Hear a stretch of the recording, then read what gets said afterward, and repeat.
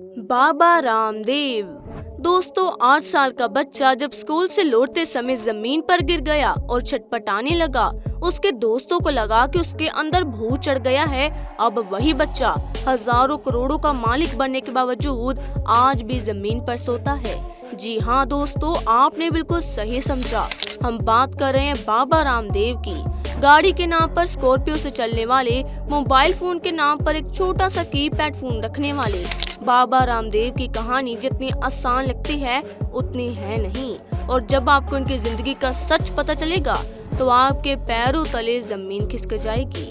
जी हाँ, बिल्कुल सच बोल रही हूँ। तो दोस्तों तैयार हो जाइए, क्योंकि आज हम आपको बाबा रामदेव की नहीं बल्कि रामकिशन की कहानी सुनाने वाले हैं।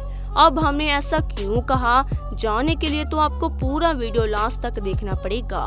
दोस्तों, हरियाणा के महेंद्रगढ़ जिले में साल 1965 को राम निवास यादव और गुलाबो देवी के घर में एक बेटा पैदा हुआ। उसका नाम रखा गया रामकिशन यादव, जिसे आज पूरी दुनिया बाबा रामदेव के नाम से जानती है। लेकिन किसी को भी नहीं पता, जब बाबा रामदेव रामकिशन हुआ करते थे तो तब ये मात्र 8 साल के थे। तब एक बार स्कूल से घर लौटते समय अचानक से जमीन पर गिर गए और छटपटाने लगे। दोस्तों को लगा कि उनका शरीर अकड़ क्यों गया है। उन्होंने सोचा कहीं इसके ऊपर भूत तो सवार नहीं हो गया। अगले दिन जब परिवार वाले रामकिशन नाम के बच्चे को सरकारी अस्पताल ले गए तो पता चला उसे लकवा मार चुका है। उसके शरीर का बायां हिस्सा खराब हो चुका है और अब उसे जीवन भर विकलांग की तरह जिंदगी बितानी होगी। लेकिन रामकिशन हार मानने वाले लोगों में से नहीं थे। 8 साल की उम्र में किसी बच्चे के लिए इस तरह की बीमारी को झेलना आसान बात नहीं होती। लेकिन रामकिशन ने तो ठान ली थी वो खाली नहीं बैठेंगे। इसीलिए खेल का मैदान जब छूटा तो किताबों का साथ पकड़ लिया और किताबों को पढ़ने के इसी शौक के दौरान रामकिशन के हाथ योग की एक किताब लगी, जिसके पहले पन्ने पे लिखा था, योग करने से मन और तन पर नियंत्रण साधा जा सकता है। इस किताब ने रामकिशन को बहुत ज्यादा प्रभावित किया। रामकिशन लगातार अपने विकलांग शरीर को ठीक करने के लिए योग करते रहे।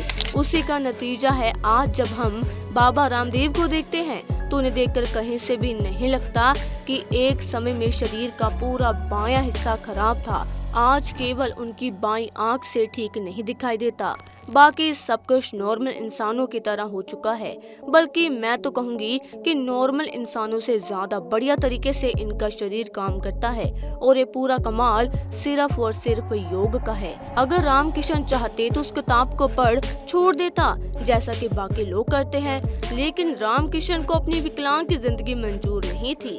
उसने तो बीमारी के साथ दो हाथ करने की ठान ली और अगर ऐसा नहीं होता तो आज किसी को भी बाबा रामदेव के बारे पता नहीं चलता। पैरालाइज के अटैक के बाद रामकिशन को अपने स्कूल में मन नहीं लगता था। बाकी के साधारण बच्चों के साथ एक विकलांग बच्चे को भला कौन ज्यादा अटेंशन देगा। इसलिए पिता को बताए बिना उन्होंने खानपुर के गुरुकुल में दाखिला ले लिया और यहीं पर उनकी मुलाकात बालकृष्ण से हुई।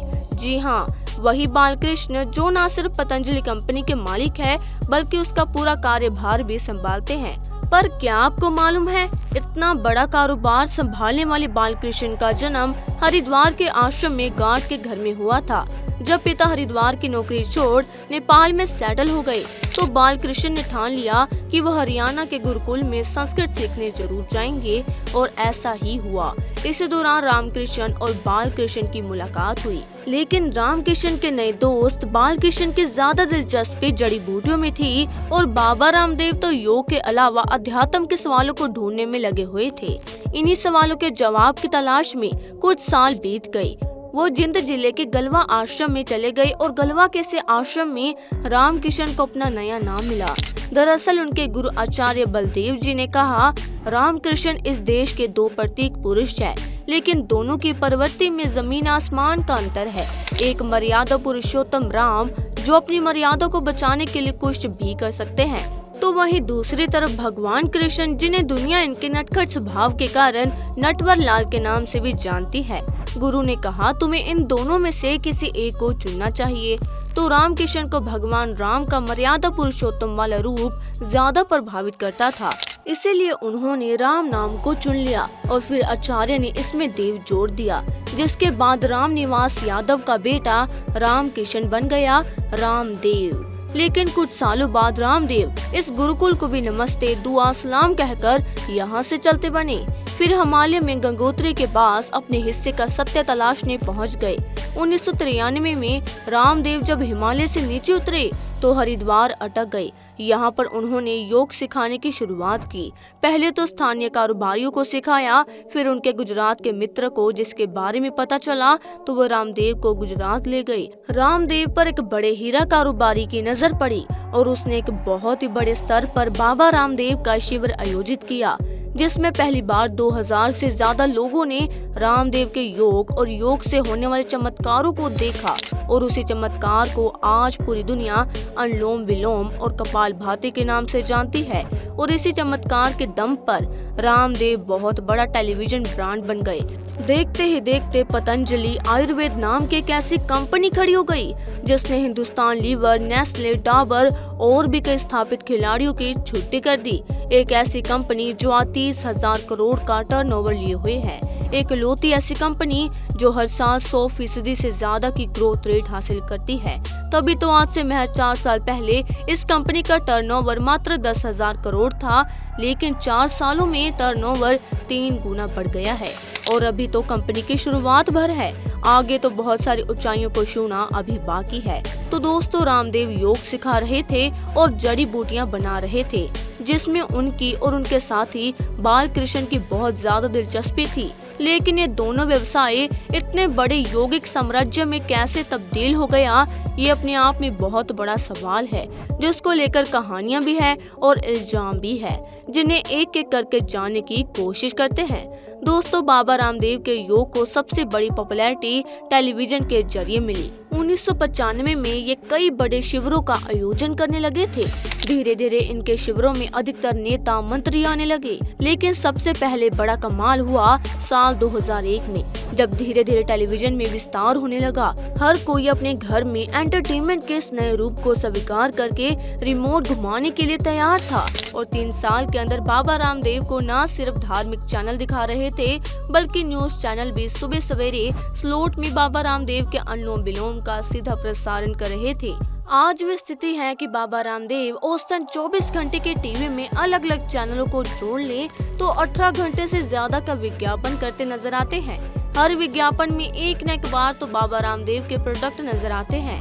अब ये हाल है कि इनके बैनर के तले खुद एक ब्रॉडकास्टिंग कंपनी चलाते हैं, जिसके 5 चैनल है, जो लगातार बाबा रामदेव का, उनके विचारों का और उनके योग का प्रचार करते रहते हैं। देखा जाए तो बाबा रामदेव की सफलता बहुत बड़ी है, लेकिन सवाल आता है कि बाबा रामदेव देश के बाकी के योग ऋषियों के मुकाबले इतने ज्यादा सफल कैसे हुए। तो दूसरा इसका जवाब तो बाबा रामदेव खुद देते हैं, क्योंकि जब लोग उनसे योग सीखने बैठते हैं तो ये ना सिर्फ योग के जरिए तन और मन को शांत करने वाले तरीके बताते हैं, बल्कि अपने हंसी मजाक वाले स्वभाव से लोगों को अपनी ओर आकर्षित करने में कोई कसर नहीं छोड़ते। बाबा रामदेव लोगों को घंटों ध्यान लगाने के लिए नहीं कहते, ना ही वो कठिन आसन करने के लिए कहते हैं। वो सबके सामने सांस ऊपर नीचे करते हैं और अपने अनुयायियों से यही करने को कहते हैं। जब लोगों को इतने साधारण से चीजों के नतीजे देखने को मिल गए, तब लोगों का ब्लड प्रेशर और शुगर में सुधार होने लगा, तो रामदेव का डंका पूरे देश में बजना शुरू हो गया और यहीं से बाबा रामदेव ब्रांड की शुरुआत हुई। हाँ, कहने वाले तो कहते हैं कि इन्होंने इतनी बड़ी कंपनी खोलने के लिए घपलेबाजी की है, धोखा दिया है। लेकिन आप खुद बताइए, जिस इंसान ने केवल सांस ऊपर नीचे करवा कर लोगों पर इतना अच्छा खासा प्रभाव डाला है, वो अगर कुछ बेच रहा है तो गलत नहीं बेच रहा होगा। और लोगों की इस सोच का नतीजा है कि आज बाबा रामदेव का पतंजलि ब्रांड केवल उनके नाम से हजारों करोड़ों रुपए का मुनाफा कमा रहा है। तो दोस्तों, ये थी बाबा रामदेव की पूरी कहानी। अब आपको इनके बारे में क्या कहना है, हमें कमेंट सेक्शन में जरूर बताइएगा। और इसी तरह के इंटरेस्टिंग वीडियोस को देखते रहने के लिए हमारे चैनल को सब्सक्राइब जरूर कर दीजिएगा और घंटी के बेल आइकन को प्रेस करना ना भूलें ताकि ऐसे इंटरेस्टिंग वीडियोस आप तक सबसे पहले पहुंचे। तब तक के लिए धन्यवाद। मिलते हैं ऐसे इंटरेस्टिंग वीडियो के साथ।